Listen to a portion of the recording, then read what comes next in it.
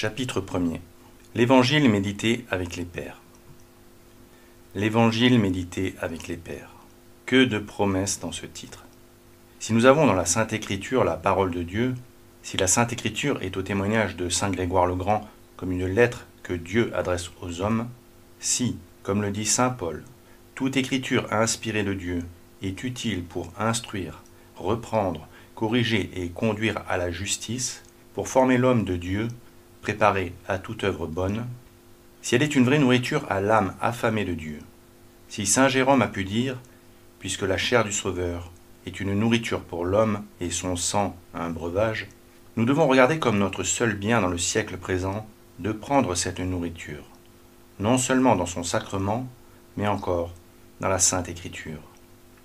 Si un père de l'Église pouvait demander quelle était de ces deux choses la plus grande, la parole de Dieu ou l'Eucharistie, et répondait, si vous voulez être dans la vérité, vous devez dire que la parole de Dieu n'est pas moindre que l'Eucharistie. Si sainte Thérèse affirmait que les grands mots du peuple chrétien venaient de ce qu'il ne goûtait plus la Sainte Écriture, répétant en cela une parole de saint Jean Chrysostome, cela est vrai, surtout de l'Évangile. Parmi les témoignages divins contenus dans les Saintes Écritures, dit saint Augustin, l'Évangile occupe la première place. Tout ce que les prophètes annonçaient comme devant arriver, l'Évangile le montre réalisé. Le mot Évangile veut dire la bonne nouvelle. Toute bonne nouvelle pourrait s'appeler de ce nom. Toutefois, on l'a réservé pour l'annonce de la venue du Sauveur. Et en effet, dit saint Jean Chrysostome, n'est-ce pas là la bonne nouvelle par excellence? La remise du châtiment, le pardon des péchés, la venue de la justice, de la sainteté, de la rédemption, de l'héritage céleste, la parenté avec le Fils de Dieu. Voilà ce qui est annoncé. À ceux qui étaient dans les ténèbres, dans le mal, dans l'inimité de Dieu. Dieu venant sur terre, l'homme élevé jusque dans le ciel, le démon confondu, la mort détruite, la fin du péché et de l'erreur, l'union et la vie avec les anges, la parole de piété se répandant partout, la vie surnaturelle s'établissant sur toute la terre, telle est l'histoire que l'on a appelée l'Évangile. Toutes les choses que l'homme appelait jusque-là des biens, la richesse, la gloire, la puissance, ne paraissent plus que des mots vides. Et les promesses qui nous sont faites par les pécheurs de Galilée nous apparaissent comme les seuls biens véritables. Elles sont les promesses les plus hautes et les plus assurées qui existent. Elles sont les plus faciles à réaliser. Nous y atteindrons, non par notre effort, mais parce que nous aurons été aimés de Dieu. C'est la bonne nouvelle, dit encore saint Augustin. Car tandis que les promesses de l'Ancien Testament se rapportaient aux biens temporels, les promesses du Nouveau se rapportent à la vie éternelle. L'Évangile, c'est la bouche même du Christ. Jésus-Christ, maintenant est au ciel et il continue à parler sur terre. Il est réellement avec nous par son Évangile. Les paroles les plus précieuses qui sont sorties de sa bouche ont été écrites et conservées pour nous.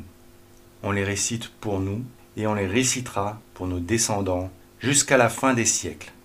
Écoutons donc le Sauveur comme si nous l'entendions proche de nous. Il est maintenant au ciel, mais celui qui est la vérité est aussi avec nous.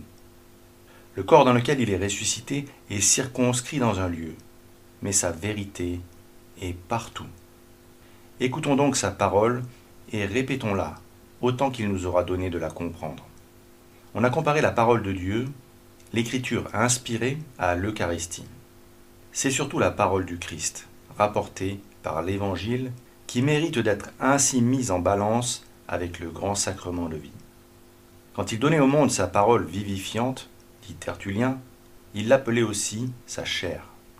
Cette parole, par laquelle le Fils de Dieu nourrit les âmes, est pour lui, dit Origène, comme un corps dont il se revêt à nouveau. La parole de Dieu est une lumière. Votre parole est une lumière pour tous mes pas, disait le psalmiste. C'est l'Évangile qui est la lumière pleine, la vraie lumière de la vie surnaturelle. C'est pour rendre hommage à cette lumière qu'au témoignage de saint Jérôme, on allumait les cierges pendant la lecture publique de l'Évangile. C'est cette lumière qui doit diriger toute la vie du chrétien, toute la vie du Christ sur terre, dans cette humanité qu'il a assumée pour vous, dit saint Augustin, doit être la règle de notre vie. Tout ce qui s'est accompli dans la vie de Jésus-Christ, dans sa passion, dans son ensevelissement, dans sa résurrection, dans son ascension, dans sa cession à la droite de Dieu, a été accompli pour donner, non plus seulement par des paroles, mais par des actes, sa forme véritable à la vie chrétienne. Nous avons donc maintenant, nous, chrétiens, à revivre la vie du Christ. Nous ne vivons plus notre vie, dit saint Ambroise. Nous revivons la vie du Christ, sa vie d'innocence, sa vie de pureté, de simplicité et de toute vertu. Nous sommes ressuscités avec le Christ, vivons en lui. Élevons-nous au ciel avec lui, afin que le serpent ne puisse plus nous mordre au talon. Jésus-Christ a accompli tous ces mystères pour former notre foi et notre vie. Il faut donc qu'ils soient toujours présents à notre foi et qu'ils entrent dans notre vie. Il faut les regarder comme toujours existants et agissant toujours. Ce qui renouvelle sans cesse les intelligences est toujours nouveau, dit saint Léon. Et ce qui ne cesse de porter des fruits ne vieillit jamais. Ce jour, disait-il encore d'une des fêtes de notre Seigneur, ce jour n'est pas tellement passé qu'il ne nous en reste qu'un souvenir. Non, il conserve toute sa vertu. Pour goûter l'Évangile, il faut pénétrer jusqu'à la moelle cachée. Les livres saints, dit saint Jérôme, ont déjà dans leur écorce une grande beauté. De l'aveu de tous, il y a en ces livres, même considérés au point de vue humain, une poésie qui en fait des livres à part. Mais continue saint Jérôme, celui qui veut en connaître toute la douceur doit pénétrer jusqu'à la moelle et briser l'enveloppe pour atteindre cette moelle. Écrivant à saint Paulin pour l'engager à consacrer son talent à l'étude et à l'exposition de la poésie des Saintes Écritures, il lui disait « Ah, si je pouvais conduire un tel génie, non plus au mont d'Éonie et d'Hélicon, chanté par les poètes, mais à Sion, au Tabor, au Sinaï. Si je pouvais lui faire redire ce que j'ai appris, et par son entremise faire connaître les mystères des prophètes, il naîtrait chez nous une œuvre supérieure à tout ce que la Grèce a produit. Pour pénétrer jusqu'à la moelle de l'Évangile et en goûter la poésie, il faut méditer l'Évangile. Ce nous serait une témérité, dit encore saint Jérôme, de prétendre cueillir tous les fruits de ces arbres, qui ont leurs racines au ciel, mais si peu que nous puissions en atteindre, ils seront pour nous d'un prix infini. Ils seront des fruits du ciel. Apprenons sur terre la science qui est celle du ciel. Il faut méditer l'Évangile pour ressentir son action transformante. La véritable règle de la piété et de la vertu, dit saint Basile, c'est les actions et les paroles du Sauveur. Il est lui-même la piété et la vertu en personne. Il a pris la nature humaine pour qu'en la regardant, nous puissions imiter, chacun dans notre mesure, notre exemplaire et notre type éternel. Ce regard fixé vers notre type éternel nous élève vers lui. En contemplant la gloire du Sauveur, dit saint Paul, de clarté en clarté, nous nous transformons en sa ressemblance, sous l'action de l'Esprit de Dieu. Pour que cette action se produise, il ne faut pas passer rapidement, il faut savoir s'arrêter devant la figure du Christ. Craignez, dit saint Basile, de passer trop rapidement devant ses actes, d'entendre ses paroles trop à la légère. Sachez, en les méditant, entrer dans leur profondeur, entrer en communion de ces mystères qui ont été accomplis pour vous. La doctrine évangélique est accessible aux simples, dit saint Grégoire.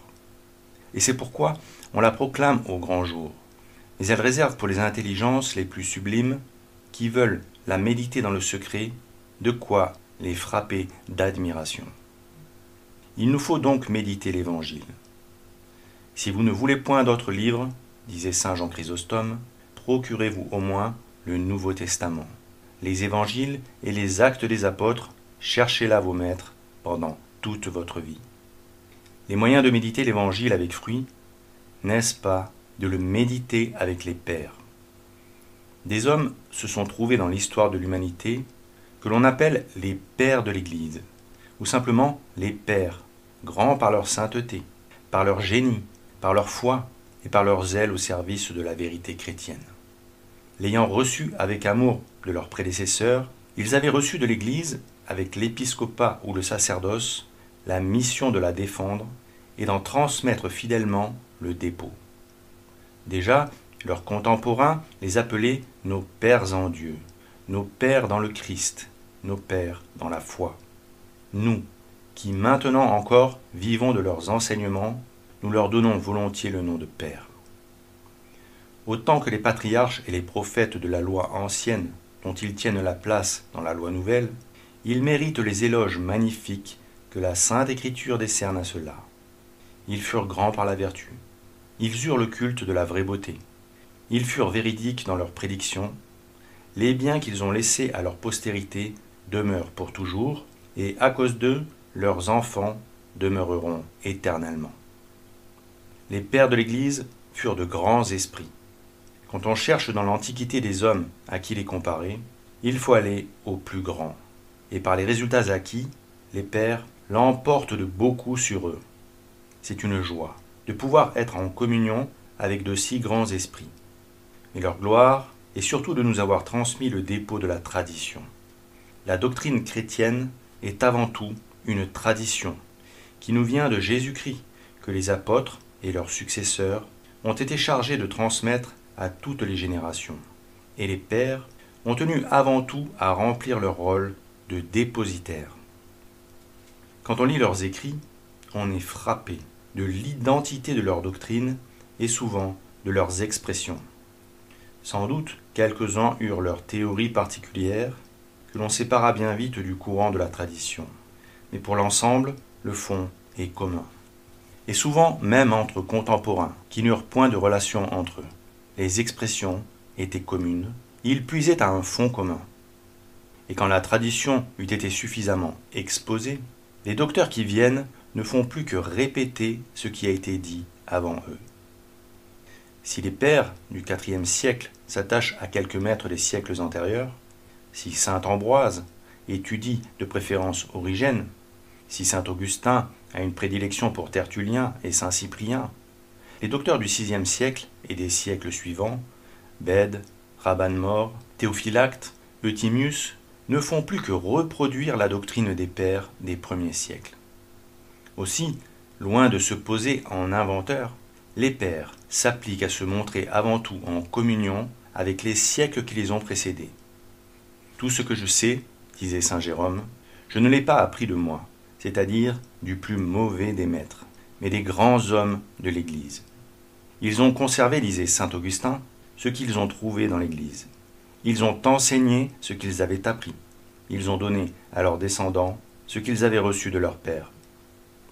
Ayant rempli leur âme de la tradition apostolique et évangélique, dit saint Cyril d'Alexandrie, ils sont devenus des luminaires éclairant le monde entier. Ils ont possédé la parole de vie. Si quelqu'un veut se rendre familier avec les pères, il remplira son esprit de la lumière divine. Saint Vincent de Lérins, parlant de la façon d'agir d'un pape dans une question grave, le montre, conformément aux exigences de la prudence et de la piété chrétienne, uniquement soucieux de transmettre aux descendants le dépôt reçu des pères. Car, ajoutait-il, il faut suivre la religion là où elle veut nous conduire et non la conduire où nous voudrions aller. C'est là le caractère propre de la modestie et de la gravité chrétienne, de ne point donner ses idées personnelles, mais de conserver ce que l'on a reçu des ancêtres. Tenez-vous aux lignes marquées par les saints pères, écrivait aux évêques d'Espagne les pères du concile de Francfort. Il suffit de les suivre et de tenir avec une foi ferme leurs sentiments, car ils ont été dans le Seigneur nos maîtres dans la foi et nos guides à la vie, ces hommes dont les livres sont remplis d'une sagesse inspirée par l'Esprit Saint, dont la vie est remplie de mérites et de miracles, dont les âmes maintenant règnent dans le ciel. C'est leur fidélité à ce rôle de dépositaire qui donne aux pères leur incomparable autorité. Quand ils parlent comme docteurs particuliers, dit Léon XIII, l'étendue de leur science et particulièrement l'étude qu'ils ont faite de la science révélée la sainteté de leur vie, leur amour de la vérité, les lumières reçues de Dieu donnent un grand poids à leurs sentiments. Mais leur accord, quand il est manifeste, prouvant avec éclat l'origine apostolique de leur doctrine, devient une autorité irréfragable. Aussi, dit saint Augustin, c'est en eux, après les apôtres, que l'Église, pour leur puissance à planter, à arroser, à édifier, à nourrir, reconnaît les auteurs de ces accroissements. Car l'Église et sa doctrine reçoivent sans cesse de nouveaux accroissements. Les pères, qui nous ont conservé la vérité révélée, ont été les grands instruments de ce progrès. Le progrès de la doctrine se fait par la méditation, par la mise en pratique des enseignements révélés et par l'action de l'Esprit Saint dans les âmes. Qui a étudié la doctrine révélée avec autant d'amour que les pères? Qui l'a pratiquée avec autant de fidélité? Où l'Esprit Saint a-t-il mieux exercé son action? Si nous voulons contempler la vérité révélée dans son progrès et la retrouver dans la jeunesse de ses origines, étudions-la dans les pères. En toute controverse dogmatique, nous provoquons hardiment à l'étude des pères. Qui ne sait combien cette étude a aidé un grand mouvement catholique qui s'est accompli en Angleterre au XIXe siècle. À tous ceux qui veulent connaître la vraie doctrine catholique, nous disons étudiez les pères. Quiconque veut devenir un habile théologien et un solide interprète, dit Bossuet, qu'il lise et relise les pères.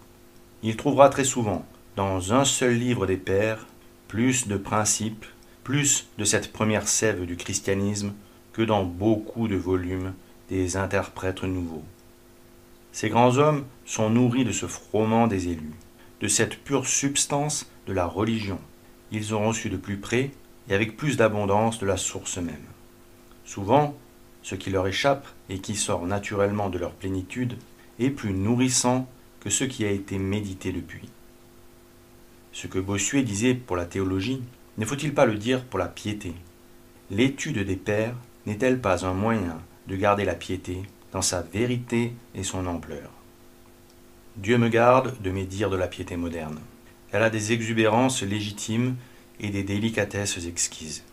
Mais s'il est permis d'admirer la fleur de nos jardins, si le développement de ses pétales et la richesse de ses nuances disent la fécondité de la vie qui est en elle, celui qui sur la montagne retrouve la fleur dans son type primitif, dans sa géométrie plus simple et mieux dessinée de ses formes, la voit dans une beauté plus parfaite. C'est dans les pères que l'on retrouve je ne sais quelle fleur virginale du christianisme, qui semble n'appartenir qu'au premier siècle de la religion. Il est impossible de comprendre l'Écriture sainte, cette source de notre foi et de notre science religieuse, sans les pères. La science moderne peut, avec ses investigations, nous fournir quelques renseignements utiles. Les pères, par leur science, des langues, des coutumes, par leur proximité plus grande avec les sources de la tradition, peuvent nous fournir des renseignements plus précieux. Étudier l'Écriture sainte avec les pères, c'est le moyen de l'entendre dans le sens de l'Église. De tout temps, on a compris l'utilité des pères pour l'interprétation de la Sainte Écriture. Après les pères des 6e et 7e siècles, dont souvent les commentaires sont empruntés aux pères plus anciens, et même concurremment avec leurs commentaires, on forme les chaînes où l'Évangile n'était expliqué que par les textes des pères mis bout à bout. Nous avons de nombreuses chaînes des pères grecs sur l'Évangile et beaucoup de fragments d'ouvrages perdus de nous ont été conservés que par ces chaînes. Au XIIIe siècle, à la demande du pape Urbain IV, saint Thomas d'Aquin, alors à l'apogée de son génie, composa sur les 4 évangiles une chaîne formée uniquement des textes des pères grecs et latins, et qui bientôt reçut le nom de chaîne d'or. Louis Veuillot affirmait à des novices dominicains qui louaient sa vie de Jésus-Christ qu'il n'avait employé pour la composer d'autres ouvrages que la Catena Aurea. La grande vie de Jésus-Christ, de Ludolphe le Chartreux, ne doit-elle pas son charme et le grand succès qu'elle eut aux pensées des pères dont elle est pleine? Bossuet lui-même, dans ses innombrables méditations sur l'Évangile, ne fait souvent que traduire les pères. Mais quel traducteur! C'est à ce titre de traducteur des pères, autant qu'à celui de père de l'Église, que lui décernait la Bruyère, que nous lui ferons de nombreux emprunts. Nous avons donc pensé aux âmes désireuses de méditer l'Évangile avec les pères, et nous avons voulu les aider à réaliser leurs désirs. Prenant la Catena Aurea comme base première, nous en avons vérifié les textes, en les renvoyant dans leur contexte. Saint Thomas s'excusait de la brièveté dans laquelle il les avait cités, brièveté qui pouvait les rendre obscurs, et en effet, il gagne à être lu dans l'original. En unissant les 4 évangélistes en un seul récit, nous avons pu éviter des répétitions nombreuses qui allongent l'œuvre du grand docteur. Saint Thomas avait à sa disposition des commentaires qui n'ont pas été imprimés. Nos lecteurs bénéficieront des passages cités par lui. Nous avons des œuvres importantes des pères que saint Thomas ne possédait pas. Nous joindrons ces trésors à ceux qu'il avait recueillis. Pour saint Thomas, la tradition patristique s'arrêtait au XIe siècle. Mais dans les siècles qui ont suivi, Rupert, saint Pierre d'Amiens, saint Bernard, Albert le Grand, saint Thomas lui-même, saint Bonaventure, saint Bernardin de Sienne, ne représentent-ils pas aussi la tradition, et ne fallait-il pas recueillir leurs pensées sur l'Évangile? À peu près tous les textes cités ont été vérifiés, et les références notées en marge donnent le moyen d'en contrôler l'exactitude. Je dis à peu près tout, car la dispersion des religieux s'étant faite avant l'entier achèvement de notre travail, nous avons été privés des livres qui nous avaient servi pour le faire. Quelquefois, mais rarement, nous avons donné le sens plutôt que les paroles elles-mêmes, disant avec saint Bernard « J'aime à employer, toutes les fois que je le puis, les paroles des saints, pour que la valeur du vase rende plus précieuses les choses qui y sont présentées. » Et quand nous avons ajouté à ces paroles vénérables quelques réflexions personnelles, ou des citations d'auteurs plus modernes, nous pensons être toujours demeurés dans le sens de la tradition. C'est pourquoi je présente avec confiance ce livre, puisqu'il n'est pas de moi. À ceux qui le liront, je souhaite toutes les joies que j'ai éprouvées dans la compagnie de ces saints docteurs. Il est doux d'entendre les hommes, comme nos pères dans la foi, nous parler de Jésus-Christ. Que de fois, recevant de ma lecture des illuminations vraiment divines, j'ai dit à Dieu, ô mon Dieu, récompensez le docteur qui nous a apporté de telles lumières. J'estimerai ma récompense très grande si parfois une prière semblable sortait du cœur de ceux qui liront ces volumes. Ô Seigneur, mon Dieu, dirai-je en ce moment avec saint Augustin, écoutez ma prière et que votre miséricorde exauce mon désir. Car ce n'est pas seulement pour moi que ce désir s'est éveillé dans mon cœur, mais aussi pour l'utilité de mes frères. Vous, qui lisez dans les cœurs, vous voyez qu'il en est ainsi. Je veux que toutes mes pensées et mes paroles soient pour vous, qu'elles soient un sacrifice qui vous soit réellement offert, que vos saintes écritures soient mes délices, que je ne m'y égare point et que je n'y égare personne. Donnez à mes méditations de pénétrer dans le secret de votre loi, car c'est pour un grand dessein que vous avez dicté tant de pages mystérieuses, forêts sacrées, à l'ombre desquelles les cerfs se retirent, s'abritent, courent ou se reposent et ruminent. Ô Seigneur, achevez votre œuvre, et révélez-moi vos mystères, entendre votre voix est ma grande joie. Donnez-moi cette joie. N'abandonnez pas ceux qui vivent de vous. Ne méprisez pas une pauvre petite plante qui a soif de vous. Que je vous boive, en considérant les merveilles de votre loi. Que je dise tout ce que je trouverai dans vos livres, et que j'entende résonner la voix de votre louange. Et encore, avec le même saint Augustin, ô Seigneur mon Dieu, mon unique espérance, ne me laissez point succomber sous le fait de la vie, mais faites qu'avec ardeur je cherche votre visage. Vous, qui m'avez fait la grâce de vous trouver et m'avez donné l'espérance de vous trouver de plus en plus, donnez-moi aussi les forces pour vous chercher. Ma science et mon ignorance sont présentes à vos yeux. Là où vous avez bien voulu m'ouvrir, recevez-moi. C'est à vous que je viens. Là où vous vous tenez encore, la porte fermée, ouvrez à celui qui frappe avec sincérité. Que je vous garde en ma mémoire, que je vous connaisse, que je vous aime. Augmentez en moi toutes ces dispositions, jusqu'à ce que vous m'ameniez à ma forme parfaite. Ô Seigneur mon Dieu, faites que tout ce que j'aurai reçu de vous, les autres l'accueillent.